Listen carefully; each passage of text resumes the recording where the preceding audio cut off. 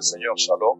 Nous nous retrouvons à nouveau ce mardi pour la suite de notre méditation sur la conversion. Méditation que nous avons entamée ensemble le mardi passé. Et nous prions que Dieu nous aide afin que ces choses que par moments nous croyons connaître, que nous écoutons en disant « Oh, mais ça je connais déjà ». Et souvent, quoi que nous disions que nous connaissons, en réalité, il y a tellement de détails qui nous échappent. Mais pour ceux qui connaissent déjà, c'est une façon de rafraîchir leur connaissance. Seigneur, nous sommes dans la prière ensemble. Notre Dieu et notre Père, nous te recommandons cette étude biblique sur la conversion qui va nous ouvrir sur de plus grosses profondeurs, de plus grandes profondeurs liées à notre vie chrétienne, à notre marche avec toi. Bénis, Seigneur Dieu, cet enseignement, cette étude dans nos cœurs. Bénis ta parole dans nos cœurs, ô Dieu. Donne-lui, Seigneur Dieu de gloire, l'éclat et la magnificence qu'elle doit avoir dans ma bouche, dans mon cœur et dans le cœur et dans les oreilles de tous ceux qui écoutent cette parole. Bénis-la entièrement au nom de Jésus-Christ. Amen. Nous lisons ensemble notre texte, notre premier texte, 1 Thessaloniciens, chapitre 1, et le verset 9. Nous partirons de là, juste, et puis nous poursuivrons. 9, il est dit, car on raconte à notre sujet quel accès nous avons auprès de vous et comment vous êtes convertis à Dieu en abandonnant les idoles pour servir le Dieu vivant et vrai. On peut rajouter une lecture supplémentaire, Acte 26, le verset 20. Acte 26, le verset 20. Je pense que il est utile que nous partions d'une gamme assez étendue. Acte 26, le verset 20.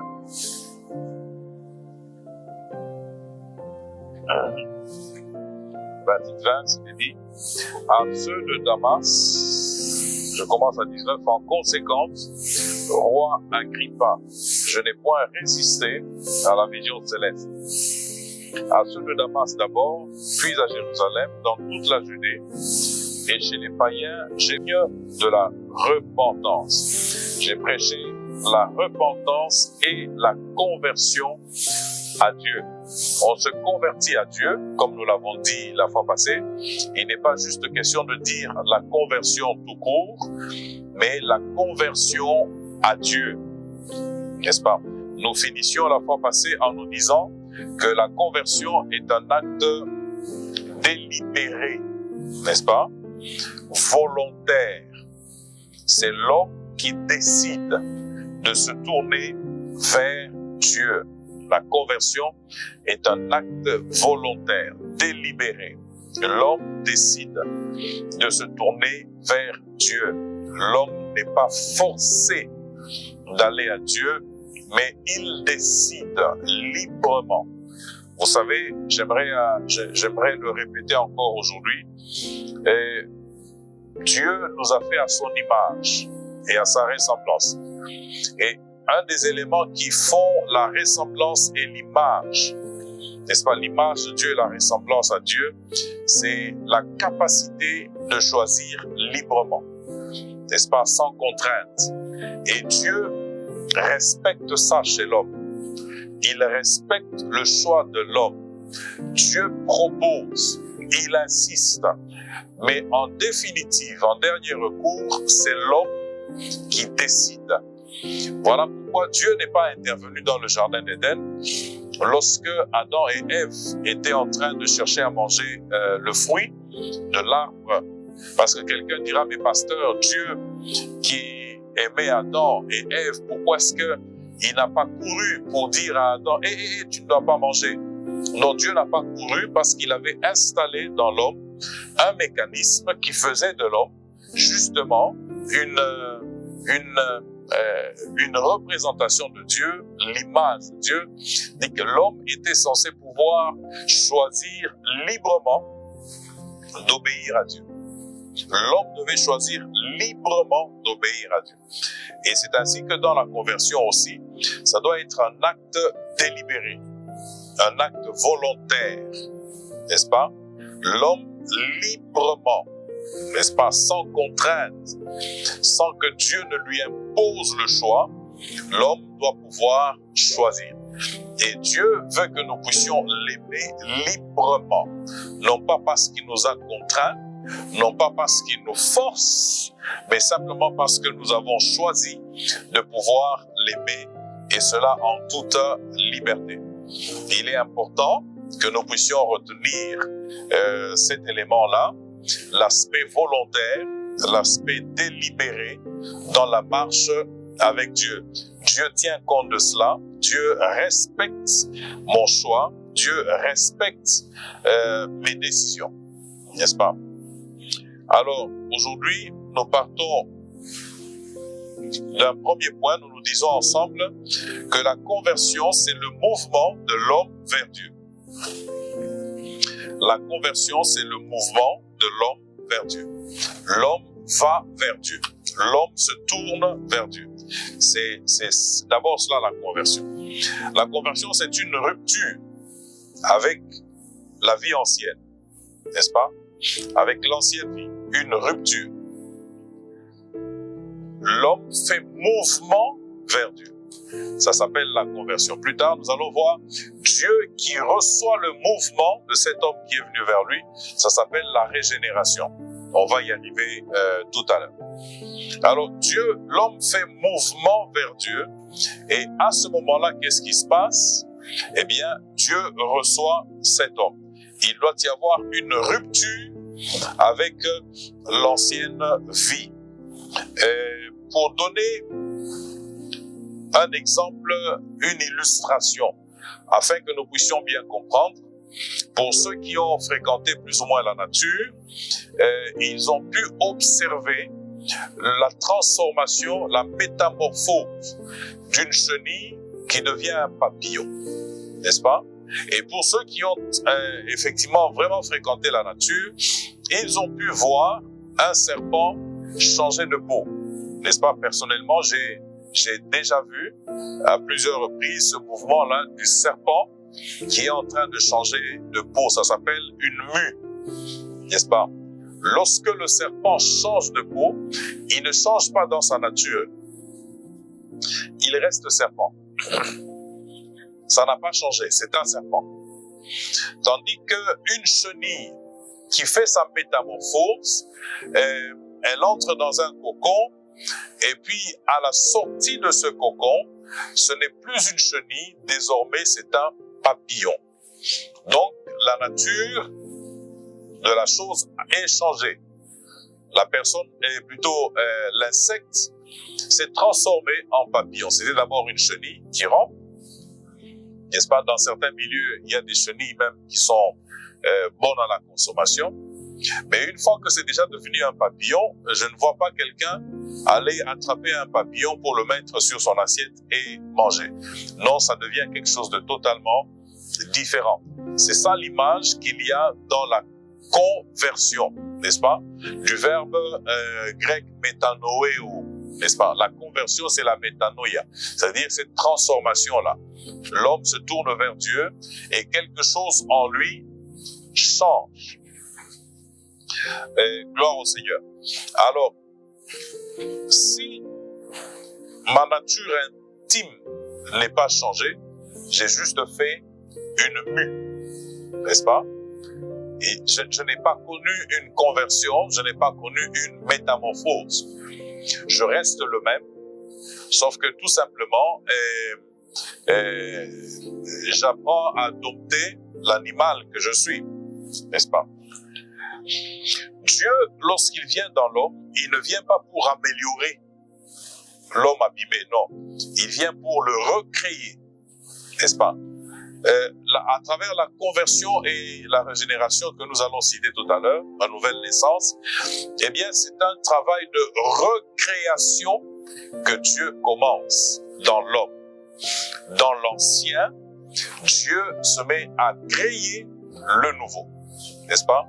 Dieu recrée. Partant de l'ancien, Dieu est en train de recréer pour arriver à un homme nouveau. Donc, l'homme se tourne vers Dieu, c'est la conversion. Maintenant, la réponse s'appelle la régénération. Regardez avec moi Jean, le chapitre 3. Dieu répond, il communique sa vie, une vie nouvelle à l'âme qui se tourne vers lui. Donc, conversion et régénération, c'est une même pièce, n'est-ce pas? Avec deux faces. La première face, c'est l'homme qui va vers Dieu, et la deuxième face, c'est Dieu qui répond, qui touche, qui communique une vie nouvelle. N'est-ce pas? Ça ne prend pas des heures, ça ne prend pas des minutes, c'est au moment où une personne réalise, se tourne vers Dieu, accepte Jésus comme Seigneur et Sauveur. Accepte Jésus comme Seigneur et Sauveur. J'aimerais insister sur cet aspect-là. Accepter Jésus comme Seigneur et Sauveur. L'accepter. C'est une démarche du fond du cœur. Ça veut dire que ma volonté est engagée. C'est pas juste une adhésion intellectuelle, mais ma volonté est engagée dans cette démarche-là. N'est-ce pas? Mes émotions sont engagées dans cette démarche. J'accepte Jésus-Christ comme Seigneur et Sauveur, avec toutes les répercussions, toutes les conséquences qui vont avec. Regardez avec moi d'abord Jean, le chapitre 3.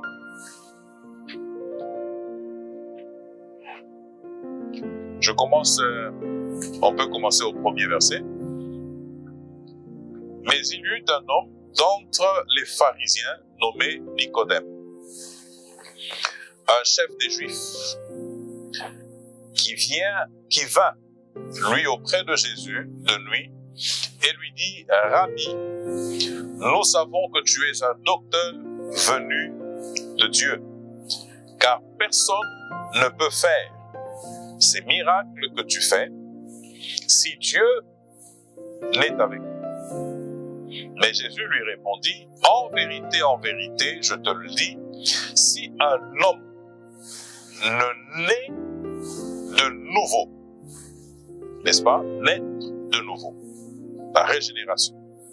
Dieu qui communique sa vie à l'âme. C'est ça, naître de nouveau. Il ne peut voir le royaume de Dieu. Si un homme ne naît de nouveau, il ne peut voir le royaume de Dieu. Nicodème lui dit, comment un homme peut-il naître quand il est vieux? Peut-il marcher et rentrer dans le sein de sa mère et naître? Jésus répondit, en vérité, je te le dis, si un homme ne naît d'eau et d'esprit, il ne peut entrer dans le royaume de Dieu. Ce qui est né de la chair est chair, et ce qui est né de l'esprit est esprit. N'est-ce pas? Naître de nouveau, naître de l'esprit. Celui qui est né de l'esprit est esprit. N'est-ce pas? Ça, c'est une parole merveilleusement forte. Bon, revenons 2 chapitres en arrière. Jean chapitre 1, le verset 12, il dit, mais à tous ceux qui l'ont reçu, la parole, donc, à ceux qui croient en son nom, elle a donné le pouvoir de devenir enfants de Dieu, lesquels sont nés non du sang, ni de la volonté de la chair, ni de la volonté de l'homme, mais de Dieu. Ils sont non pas de la chair, n'est-ce pas? Ce n'est pas une affaire entre un homme et une femme, non, mais ils sont nés de Dieu. C'est ça la nouvelle naissance, naître de nouveau, n'est-ce pas? Quand j'accepte Jésus comme Seigneur et Sauveur, c'est-à-dire que je me convertis, je me tourne vers lui, je l'accepte comme Seigneur et Sauveur, je suis né de l'Esprit, je suis né de Dieu, n'est-ce pas? Je suis né de l'Esprit, le Saint-Esprit, donc je suis esprit, n'est-ce pas? On reviendra peut-être un jour là-dessus. Je suis esprit, ou certainement dans la suite de notre enseignement. Je suis esprit parce que je suis né de l'Esprit, n'est-ce pas? Je suis né de Dieu. Je ne suis pas né de la volonté de l'homme. Je ne suis pas né de la chair, mais je suis né de Dieu.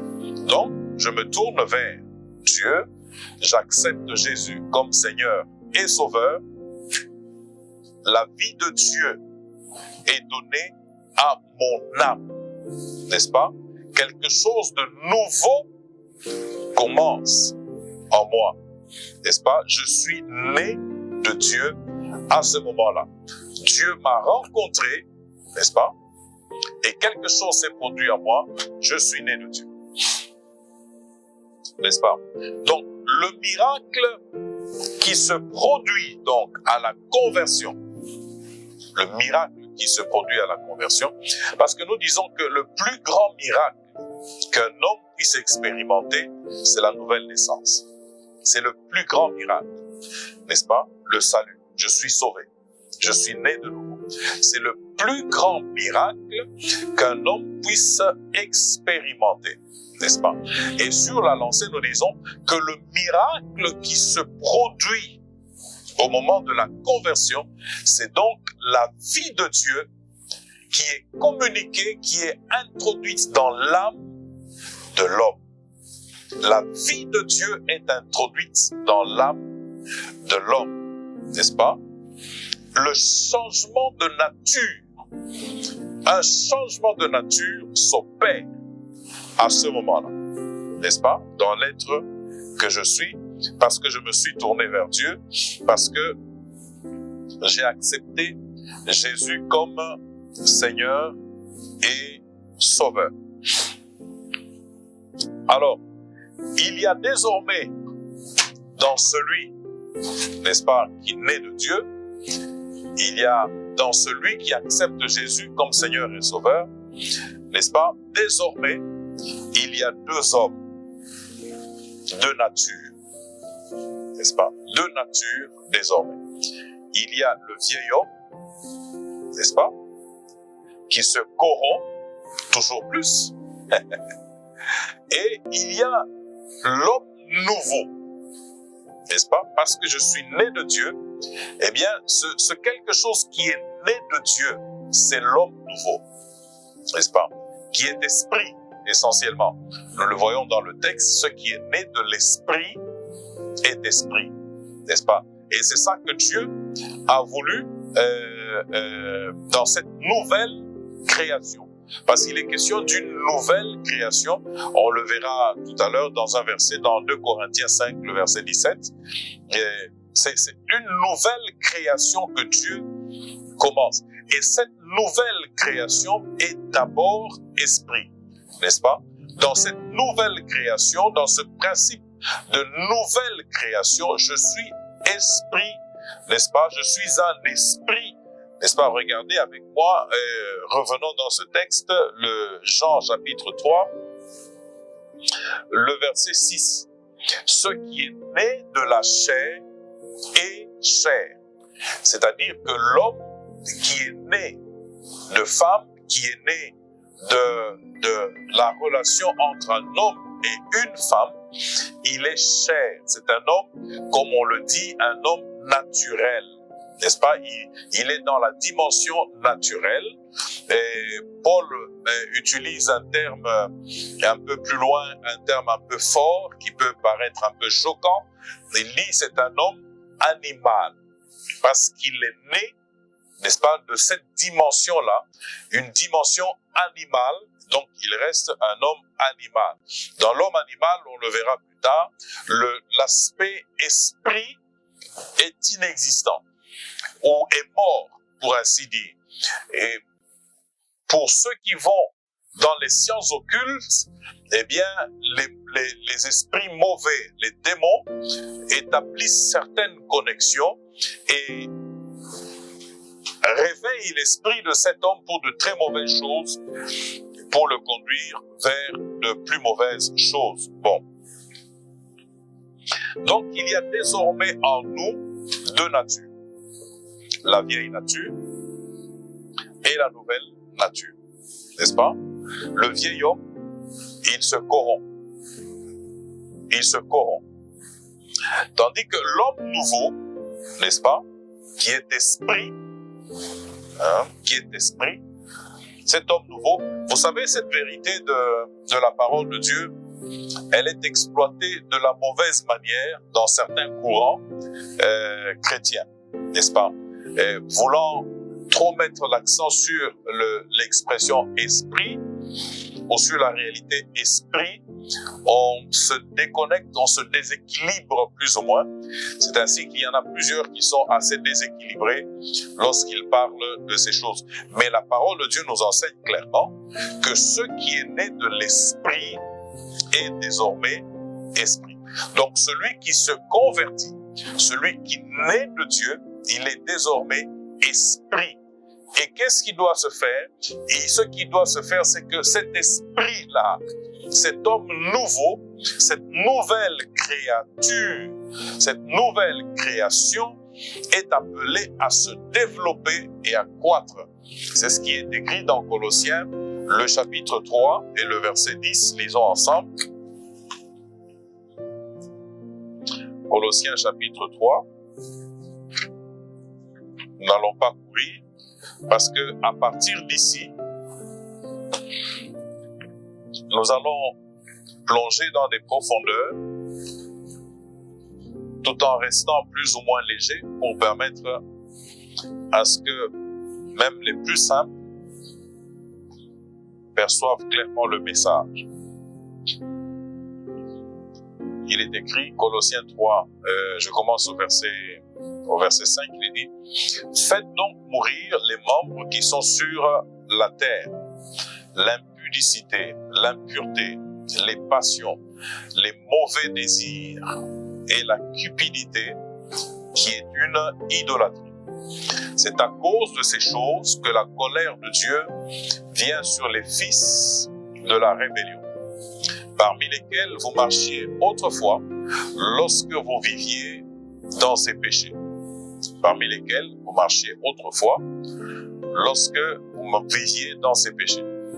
Mais maintenant, n'est-ce pas?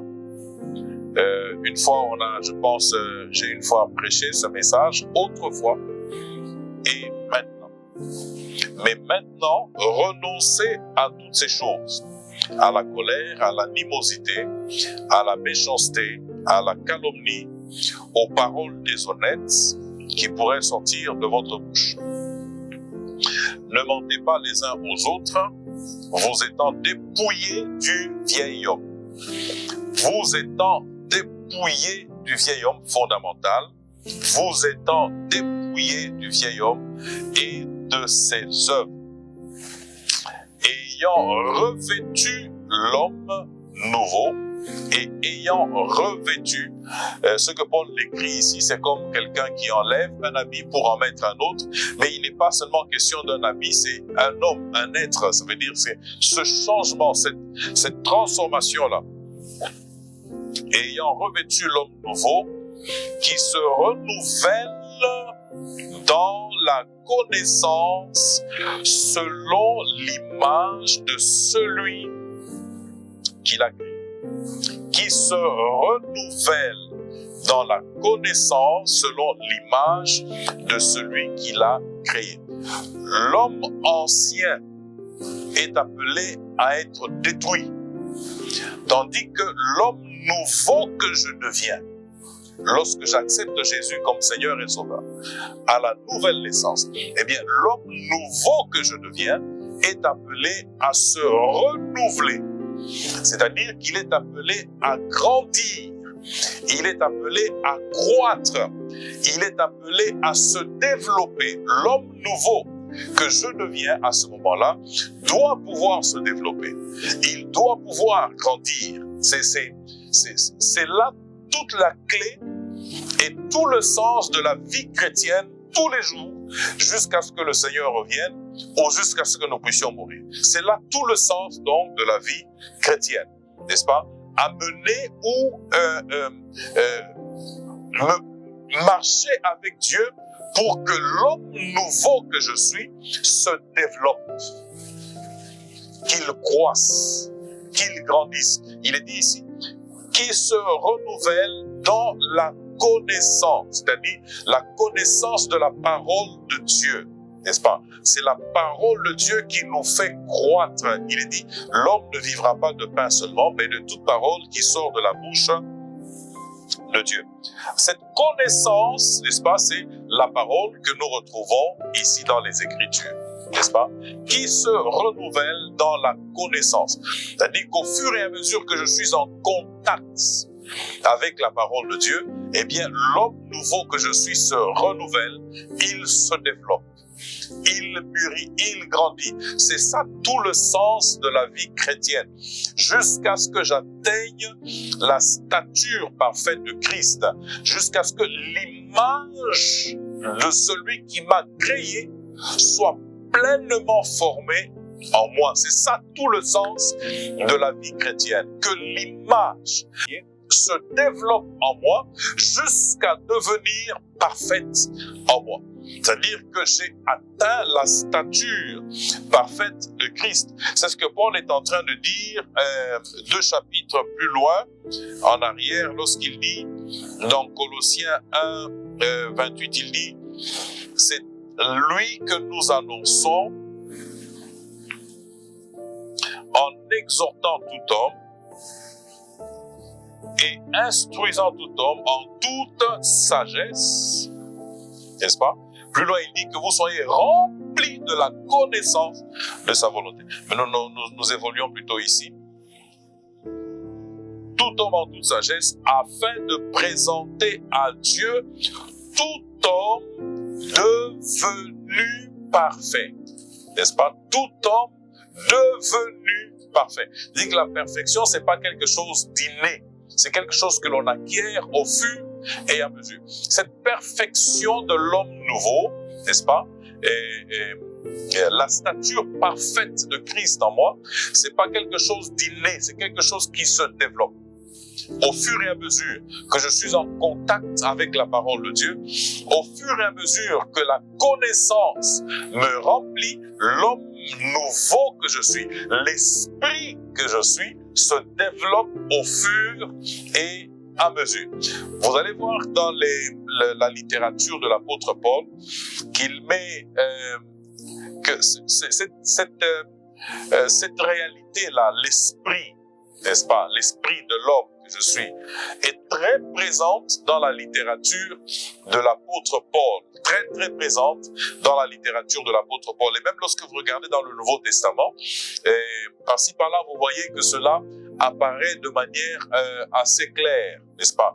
Le Christ lui-même, parlant de lui, par moments, on revient sur cette réalité. Il connut en son esprit, dans son esprit, et ainsi de suite.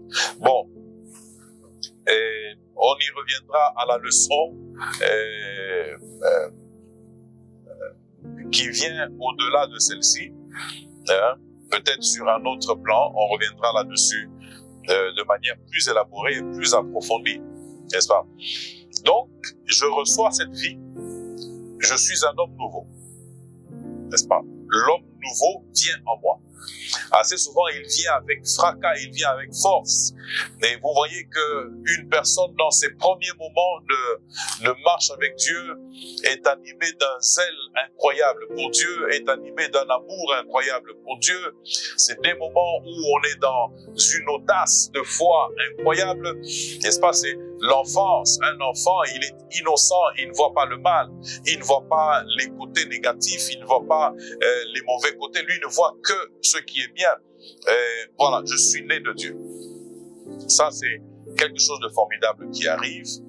Et tout le reste de la vie chrétienne, c'est là. Je suis né de Dieu. Cette nouvelle nature que j'ai acquise à la conversion est appelée à se développer. N'est-ce pas? Ce qui suit généralement à ce moment-là, c'est ce que l'on appelle le combat d'affranchissement. Hein? Et la vraie conversion marche avec cela. Christ nous a franchis au fur et à mesure.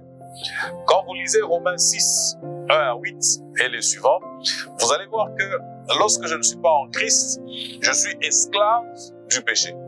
N'est-ce pas? La vieille nature, elle est asservie au péché.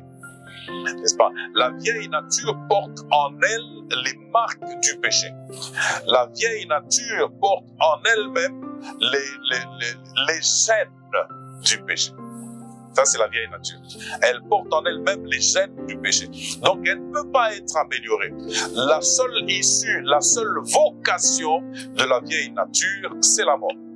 N'est-ce pas? La vieille nature en moi doit mourir. Elle doit mourir. L'homme ancien en moi doit mourir. Je dois le faire mourir. Vous voyez ce que Paul dit là? Il dit, faites donc mourir. C'est pas Dieu qui se charge de cela, c'est nous-mêmes. Faites donc mourir. Ça, c'est le vieil homme qui doit mourir, n'est-ce pas? Ailleurs, c'est Paul qui dit dans 1 Corinthiens 9, je pense 26, 27, il dit « Je traite durement mon corps. Je traite durement mon corps. » C'est-à-dire qu'il y a l'aspect de mon engagement personnel lorsque je me suis converti. N'est-ce pas? Lorsque j'ai donné ma vie à Jésus, lorsque j'ai reçu la nouvelle naissance, il y a donc cet aspect de l'engagement personnel, n'est-ce pas, qui est fondamental. Il y a donc à ce moment-là une lutte qui s'engage en moi. Il y a une lutte qui s'engage en moi. Oui, j'ai la vie nouvelle, la vie de Dieu est désormais en moi, mais voilà qu'il y a l'homme ancien qui, lui, n'est pas parti. Je ne suis pas miraculeusement débarrassé du vieil homme. Non, il est présent. Il reste là. N'est-ce pas? Et toute la marche qui se suit, qui s'ensuit, tout ce qui suit juste après ma conversion, c'est cette bataille-là. Je dois être affranchi. N'est-ce pas? Pas seulement après la conversion. Moi, je crois que c'est quelque chose de toute la vie. Je dois être libéré, n'est-ce pas, de ce vieil homme qui est asservi au péché. Je dois être libéré de ce vieil homme qui porte en lui les marques du péché. Je dois être libéré de ce vieil homme qui porte en lui les traces, les gènes du péché. N'est-ce pas? Parce que je suis né de Dieu, désormais, je porte en moi les gènes de Dieu. Et c'est ça qui doit se développer. Alors, on donne souvent l'exemple de deux arbres, un vieil arbre et puis un nouvel arbre. Le vieil arbre, il est développé. Le nouvel arbre, il est juste en train de se développer. C'est un petit pouce comme ça qui se développe.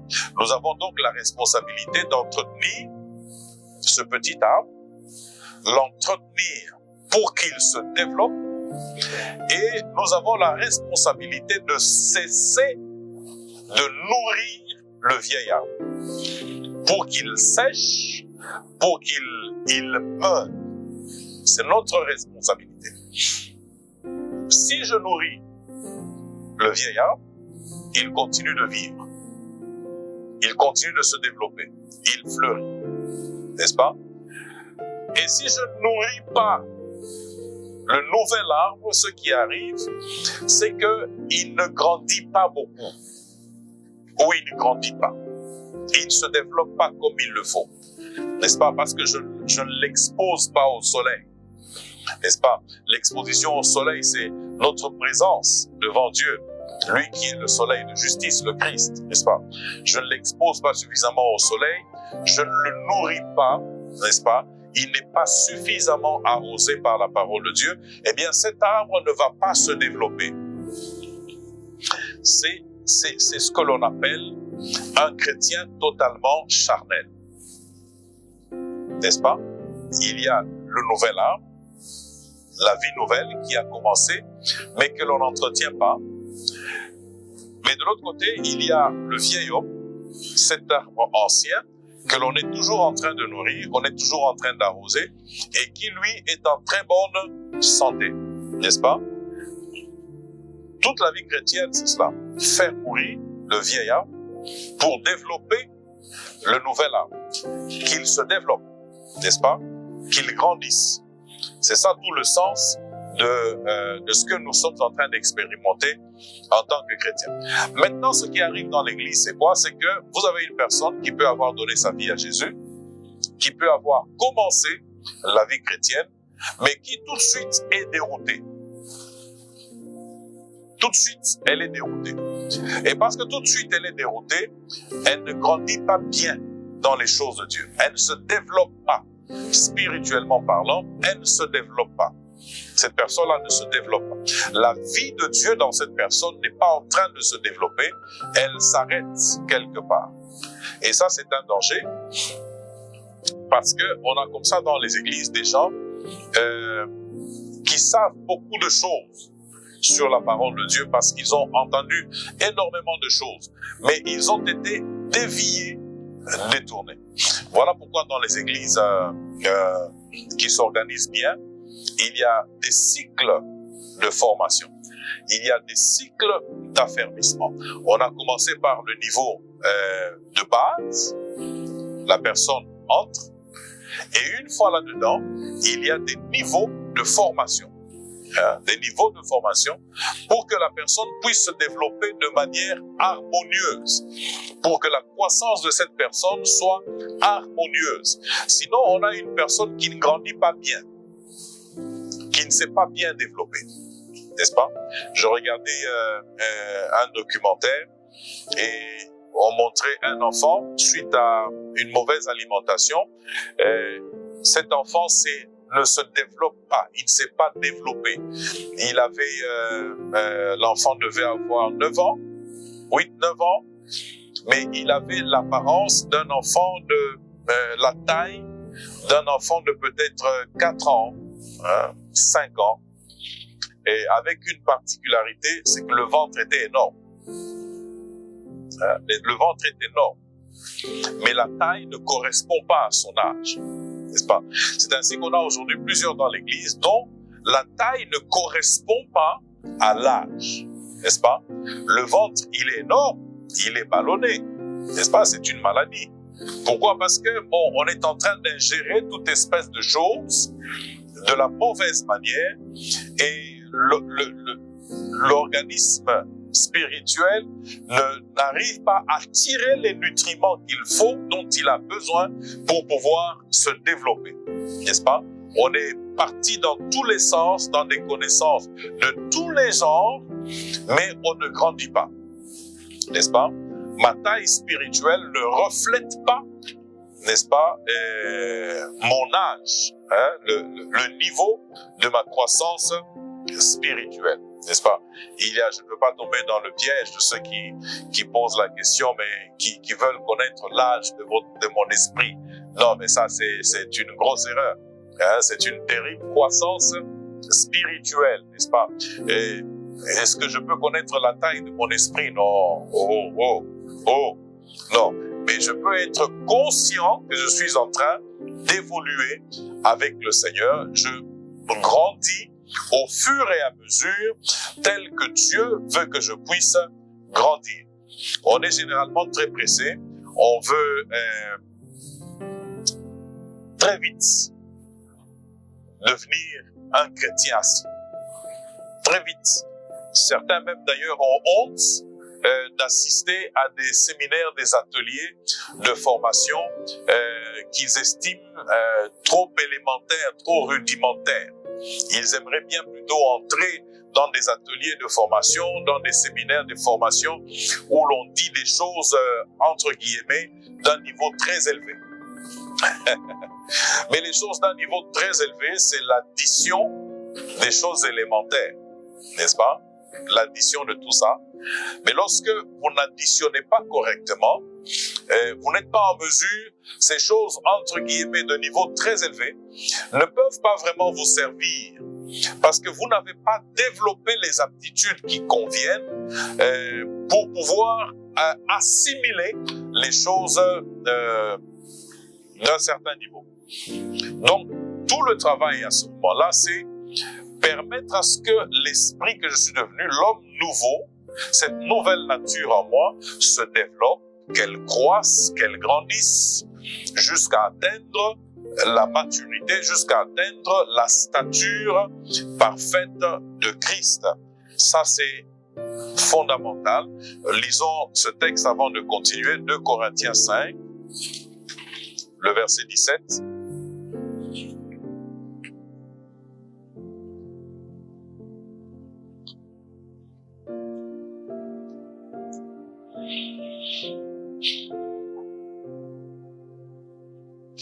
Je commence au verset 16, il dit « Ainsi, dès maintenant, nous ne connaissons personne selon la chair. Et si nous avons connu Christ selon la chair, maintenant, nous ne le connaissons plus de cette manière. » Ça, c'est encore une autre profondeur.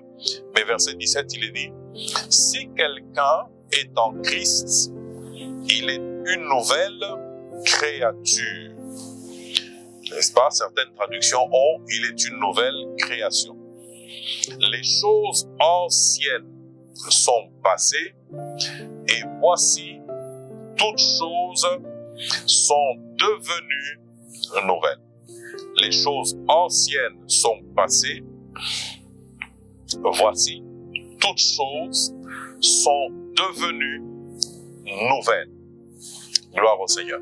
Donc, nous devenons une nouvelle créature, une nouvelle création qui est appelée à se développer, n'est-ce pas? Prions pour que Dieu, n'est-ce pas, nous libère un peu de nous-mêmes. J'arrive tout de suite pour nous dire que le plus grand obstacle, vous savez, dans la nature, lorsque un bébé naît, il y a ce qu'on appelle les prédateurs qui cherchent. Un prédateur se nourrit d'une proie. Et généralement, dans les espèces, les proies les plus faciles, c'est généralement les bébés, les plus petits, ou les bêtes malades, les animaux malades, n'est-ce pas? Et un enfant qui naît est confronté aussi à des prédateurs. Et les prédateurs que l'enfant rencontre, c'est les maladies, n'est-ce pas? Les épidémies et tout ce qui peut arriver, qui peut mettre en péril sa vie. Voilà pourquoi, dans les premiers moments de la vie d'un enfant, la présence du parent est fondamentale, parce que le parent est en train d'éloigner tous ces prédateurs, n'est-ce pas? L'enfant fait une forte fièvre, le parent l'amène rapidement à l'hôpital. Pourquoi? Pour que la vie soit entretenue, pour que la vie grandisse, pour que la vie puisse croître, n'est-ce pas? De la même manière, lorsque nous venons dans le Seigneur, le premier prédateur, il y a des prédateurs, n'est-ce pas? Le tout premier prédateur que nous avons, n'est-ce pas, à affronter, c'est nous-mêmes, le vieil homme. Le pire des ennemis que nous avons à rencontrer sur notre chemin, c'est nous-mêmes, le vieil homme. J'aime bien les paroles de ce cantique, de ce frère qui a chanté, qui a dit « Délivre-nous de nous-mêmes ». Délivre-nous de nous-mêmes. Il n'a pas chanté « Délivre-nous du diable ». Non, il a dit « Délivre-nous de nous-mêmes ». Lorsque vous lisez toute la théologie de l'apôtre Paul, vous regardez tout le texte, tout l'enseignement de l'apôtre Paul, vous ne voyez pas trop l'apôtre Paul en train de mettre l'accent sur Satan ou sur les démons. Non, l'apôtre Paul met l'accent plutôt sur nous, le vieil homme, n'est-ce pas? Et Colossiens, vous lisez Colossiens, vous lisez Corinthiens, vous lisez Romains, vous lisez Philippiens, vous allez prendre compte, vous lisez Éphésiens, vous vous rendez compte que dans les aspects, dans la pratique, il fixe les grands principes, il fixe les grandes lois, mais en pratique, les aspects pratiques, c'est le quotidien, le vécu de tous les jours. Vous voyez que l'apôtre Paul met l'accent surtout sur nous-mêmes, sur le vieil homme. C'est rare que vous voyez l'apôtre Paul, que l'on voit l'apôtre Paul mettre l'accent sur Satan. Non, il ne met pas l'accent sur le diable. Il ne met pas l'accent sur les démons. Non, il ne met pas l'accent sur ça. Hein, c'est les textes où l'apôtre Paul parle un peu du diable et des démons sont assez rares, n'est-ce pas? Sont plutôt, je dirais, ils sont moins nombreux par rapport au texte où l'apôtre Paul met l'accent sur le vieil homme et notre responsabilité justement de faire mourir le vieil homme. Dans tous les livres que j'ai cités, vous voyez que quelque part l'apôtre Paul met beaucoup l'accent sur le vieil homme et notre responsabilité de faire mourir le vieil homme. Regardez un texte avec moi dans Romains, le chapitre 7.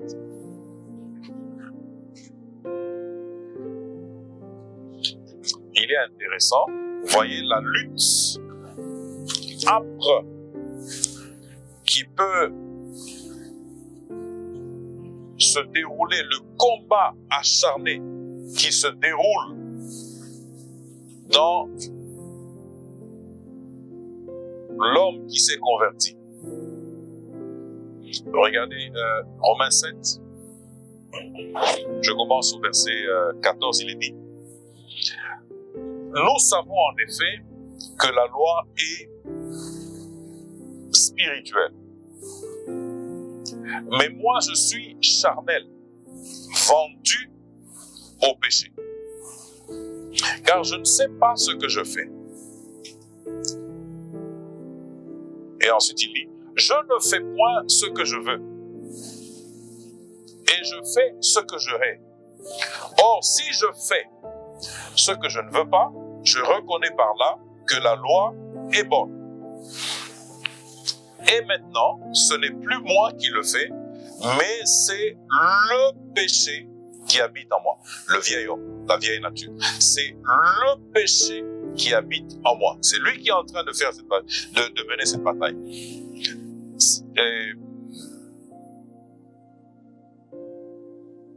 Ce qui est bon, je le sais, n'habite pas en moi, dans le vieil homme.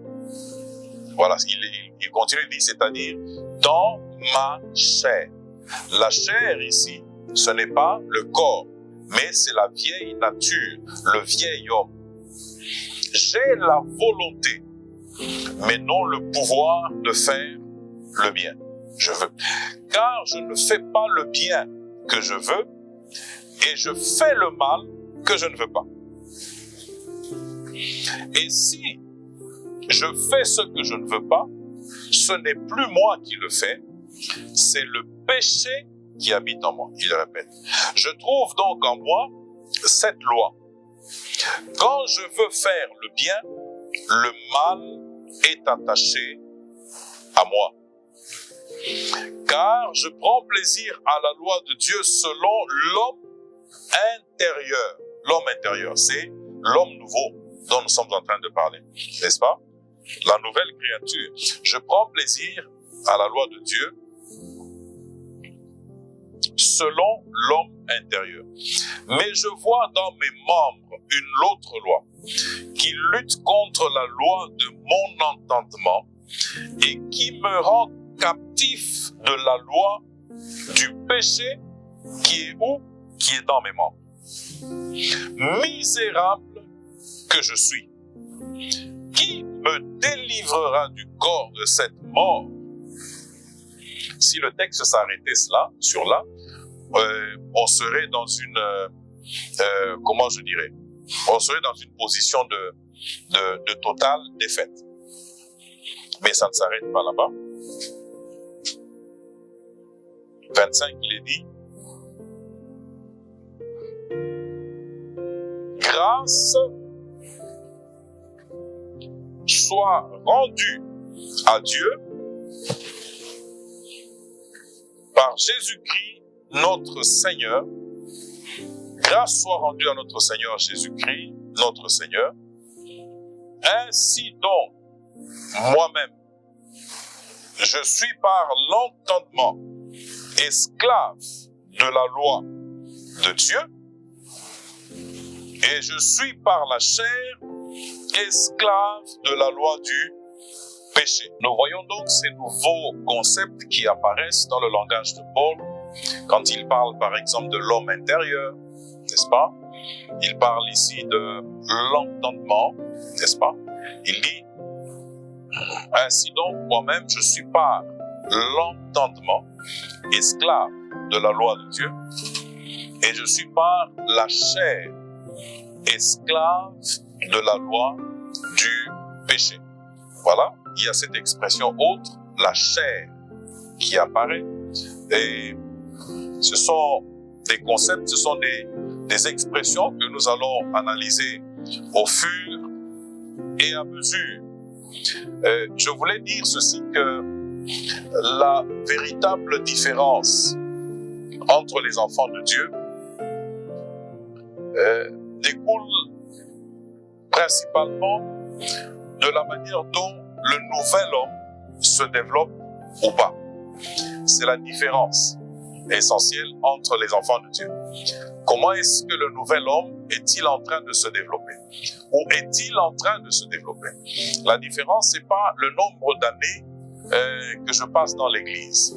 Je peux dire, j'ai donné ma vie à Jésus en 1991, par exemple. J'ai donné ma vie à Jésus en 1991, par exemple. Nous sommes là en quelle année? Nous sommes là en 2020. Ça fait combien d'années? Ça fait 29 ans, pratiquement. Quelqu'un peut dire, j'ai donné ma vie à Jésus, ça fait 29 ans.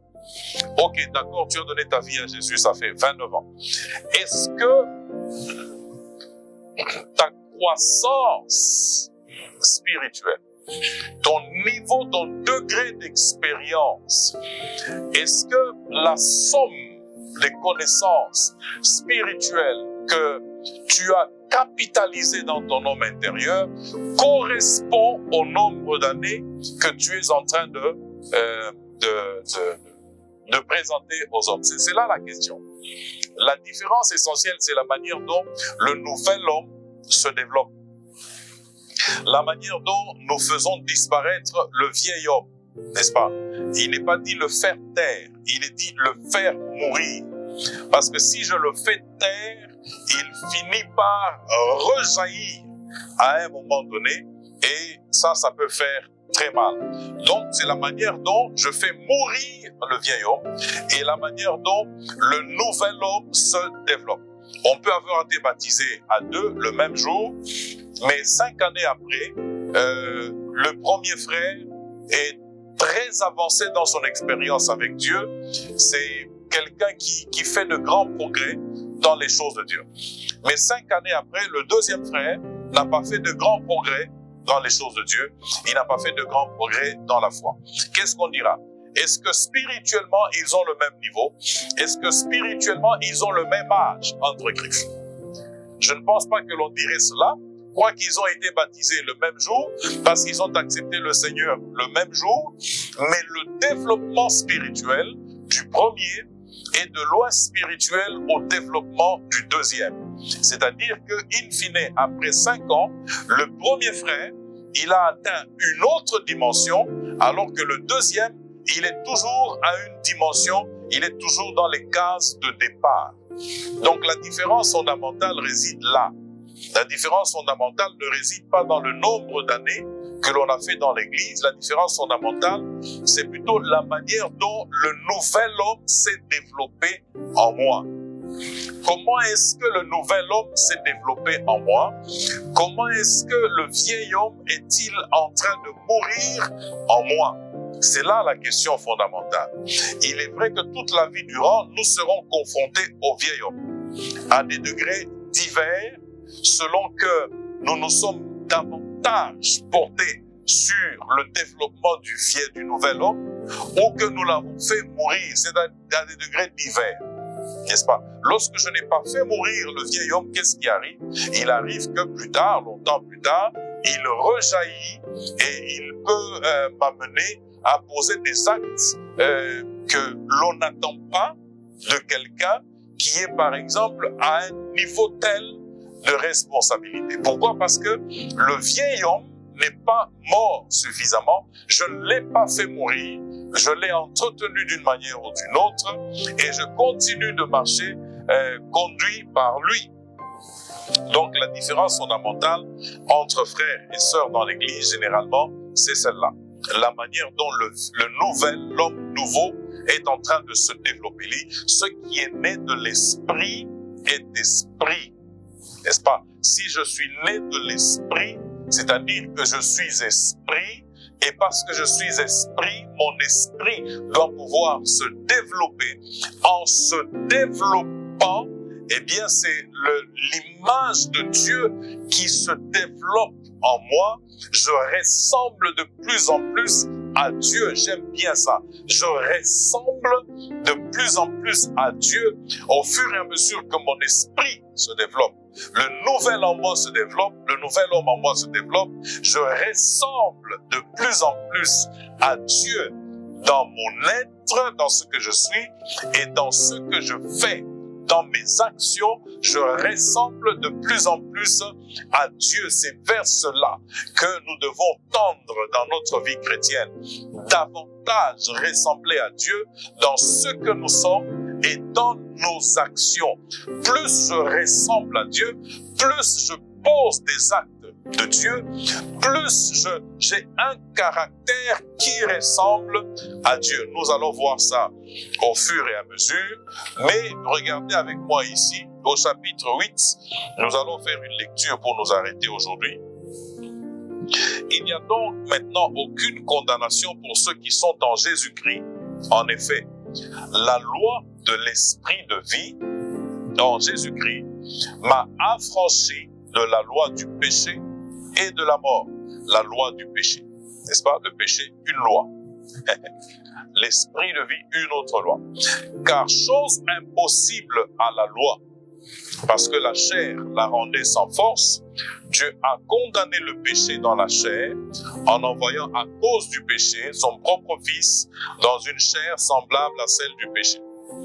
Et cela afin que la justice de la loi fût accomplie en nous qui marchons non selon la chair, mais selon l'esprit. Souvenez-vous qu'il nous a dit, qui nous a été dit, le Christ a dit, ce qui est né de la chair est chair, ce qui est né de l'esprit est esprit. Et c'est dans mon esprit que l'Esprit Saint vient demeurer. Si je dois marcher selon l'esprit, cela veut dire en d'autres termes, je dois me laisser conduire par ces réalités spirituelles nouvelles. Je dois me laisser conduire par le Saint-Esprit et pouvoir faire montre ou pouvoir exprimer ces réalités spirituelles qui sont totalement nouvelles. Donc, marcher selon la chair, marcher selon l'esprit. N'est-ce pas? La fois prochaine, nous parlerons de cela. Marcher selon la chair et marcher selon l'esprit. 5. Ceux en effet qui vivent selon la chair s'affectionnent aux choses de la chair, tandis que ceux qui vivent selon l'esprit s'affectionnent aux choses de l'esprit. N'est-ce pas? J'aime bien la façon dont les choses sont présentées ici. L'esprit ici est présenté avec le petit E, non pas avec le grand E. Plus tard, on verra que esprit avec le grand E revient pour parler du Saint-Esprit. N'est-ce pas? Il est dit, ceux en effet qui vivent selon la chair s'affectionnent aux choses de la chair, tandis que ceux qui vivent selon l'esprit s'affectionnent aux choses de l'esprit. Les choses de l'esprit, quelles sont-elles?